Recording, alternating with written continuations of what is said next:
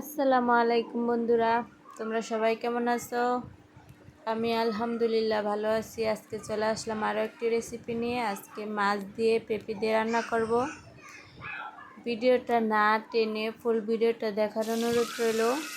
Please তোমরা ভিডিওটা ভালো লাগলে সাবস্ক্রাইব করো, লাইক করো, কমেন্ট করো, শেয়ার করো, অন্যকে দেখার সুযোগ করে দিও। সাবস্ক্রাইব করে বেল আইকনটি অন করে দিও, যাতে আমি পরে ভিডিও চলে সবার আগে তোমার কাছে পৌঁছে যায়। দেখো, আমি মাছ ভাজা নিছি হলুদ লবণ দিয়ে। এখন পেঁয়াজ বাটা, আদা রসুন বাটা তালে দিয়ে দিলাম। একটু 2 মিনিট ভাজা আমি পানি দিয়ে দিলাম। পানি দিয়ে হলুদ, লবণ, মরিচ দিয়ে ভালো করে মশলাটা কষাবো। আর দেখো, এই যে এখানে পেঁপে কাইটা নিছি সুন্দর করে। আমি পেঁপে খাইতে নিছি, রান্না করতেছি আর পেঁপে খাইতেও আছি। কাঁচা পেঁপে খাইতে কিন্তু অনেকটা ভালো লাগে। কার পছন্দ সেটা জানাইও। কাঁচা পেঁপে খাওয়া কিন্তু অনেক উপকারী একটা জিনিস। দেখো,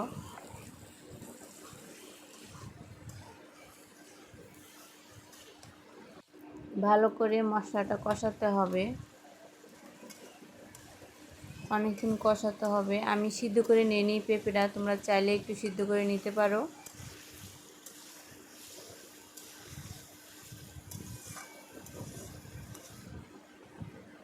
দেখো, আমার তরকারিটা কষানো হয়ে গেছে, একদম ভাজা ভাজা হয়েছে।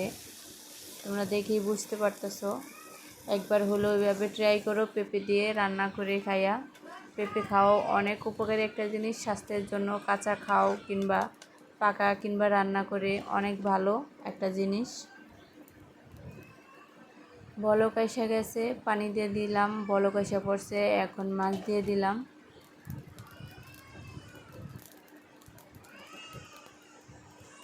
আর তোমরা কে সাবস্ক্রাইব করে দিছো আমাকে জানাইও।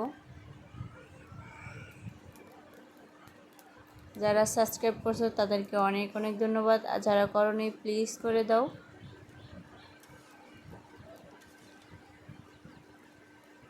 আমার রান্নাটা কমপ্লিট হয়ে গেছে, এখন উঠে নেব।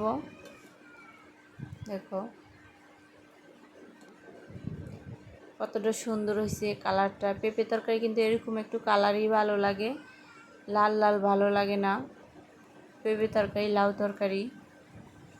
আজকে এখন যদি তোমরা সবাই ভালো থেকো, সুস্থ থাকো, আমাদের জন্য দোয়া করো। পরে আবার চলে আসবো নতুন আরেকটি রেসিপি নিয়ে। আল্লাহ হাফেজ।